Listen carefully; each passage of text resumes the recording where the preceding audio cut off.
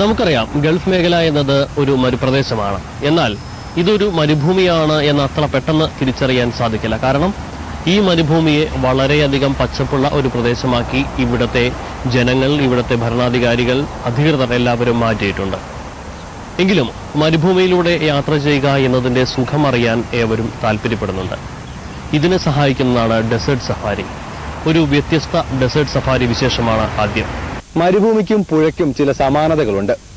ഒരു പുഴയിലൂടെ ഒന്നിലധികം തവണ യാത്ര ചെയ്യാനാവില്ല എന്ന് പറയുന്നത് പോലെ തന്നെ മരുഭൂമിയിലൂടെയും ഒന്നിലധികം തവണ യാത്ര ചെയ്യാനാവില്ല.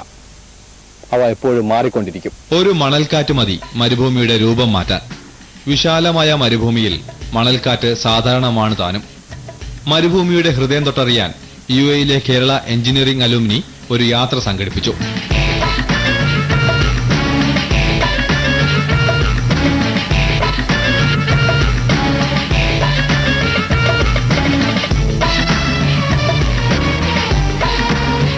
ദുബായിലെ ലഹബാബ് മരുഭൂമിയിലൂടെയായിരുന്നു ഈ യാത്ര. Mar Athanasius college of engineering UAE അലുമിനിയുടെ നേതൃത്വത്തിലുള്ള ഈ യാത്രയിൽ ഗേൾഫ്രണ്ടും ഒപ്പം കൂടി. സാധാരണ ഡെസേർട്ട് ഡ്രൈവുകളിൽ നിന്ന് വ്യത്യസ്തമായിരുന്നു ഈ യാത്ര. 4 വീലുള്ളവർക്ക് മണൽക്കാട്ടിലൂടെ വാഹനം ഓടിക്കാനുള്ള അവസരമായിരുന്നു ഇവിടെ ഒരുക്കിയത്.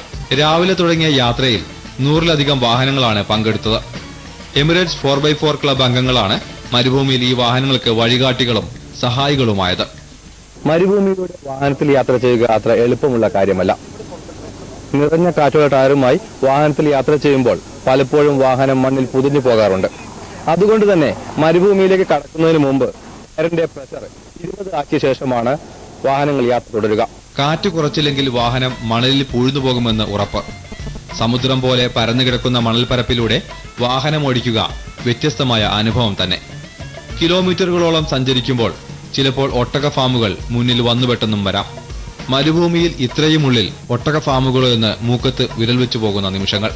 മരുഭൂയാത്രകൾക്ക് ചില നിയമങ്ങളുണ്ട്, എങ്ങും എഴുതി വച്ചിട്ടില്ലാത്തവ. മുൻപ് യാത്ര ചെയ്തവരുടെ അനുഭവങ്ങളിൽ നിന്നാണ് ഈ നിയമങ്ങൾ ഉണ്ടായിരിക്കുന്നത്.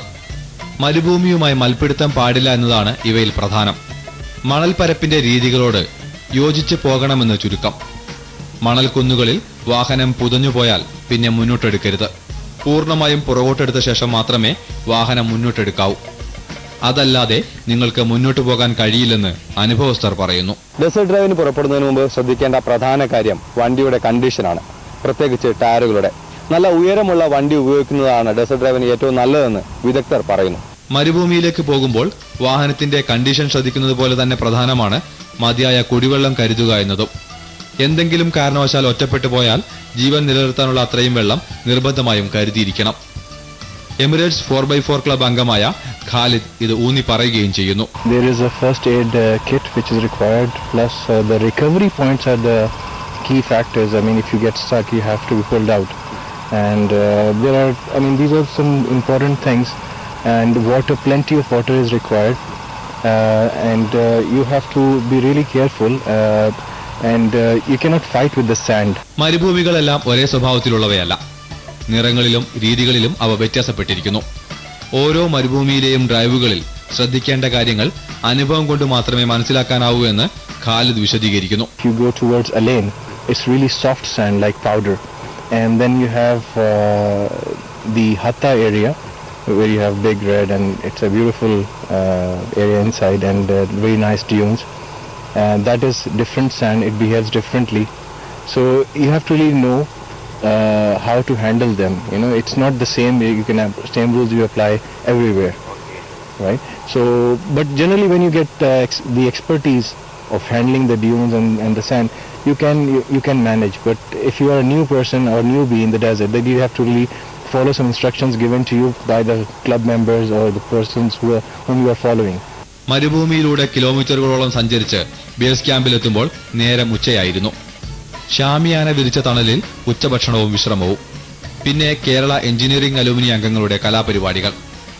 വ്യത്യസ്തമായ മരുഭൂ അനുഭവം ലഭ്യമാക്കുക എന്ന ഉദ്ദേശത്തോടെയാണ് ഇത്തരത്തിലൊരു ഡ്രൈവ് സംഘടിപ്പിച്ചതെന്ന് ജിനോയ് വ്യക്തമാക്കി.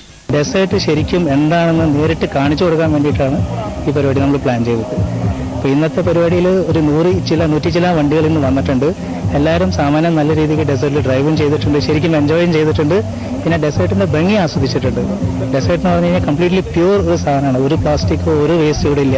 അതേമാതിരി തന്നെ നമ്മൾ ഈ ഫംഗ്ഷൻ കഴിഞ്ഞിട്ട് എല്ലാ സാധനവും ഇവിടുന്ന് പറക്കി കൊണ്ടുപോകും. ഡെസേർട്ട് ഡ്രൈവിൽ പങ്കെടുത്ത കുടുംബങ്ങളെല്ലാം തന്നെ സന്തോഷത്തിലായിരുന്നു. ജീവിതത്തിൽ ഇതാദ്യമായാണ് ഇത്രയധികം ദൂരം മരുഭൂമിയിലൂടെ ഡ്രൈവ് ചെയ്തതെന്ന് ചിലരുടെ സാക്ഷ്യപ്പെടുത്തൽ. ഈ ഡ്രൈവ് വളരെ എൻജോയബിൾ ആയിരുന്നു. ഓഫ് റോഡ് ഡ്രൈവിങ്ങിന് നല്ലൊരു ഇൻട്രൊഡക്ഷൻ ആയിരുന്നു. കുട്ടികളായിട്ടും വരാനായിട്ടും നമുക്ക് ഒന്ന് ട്രൈ ചെയ്ത് അത് നല്ലൊരു എക്സ്പീരിയൻസ് ആയിരുന്നു. വിശ്രമ സമയത്ത് എമിറേറ്റ്സ് 4x4 ക്ലബ് അംഗങ്ങളുടെ അഭ്യാസ പ്രകടനങ്ങളും അരങ്ങേറി.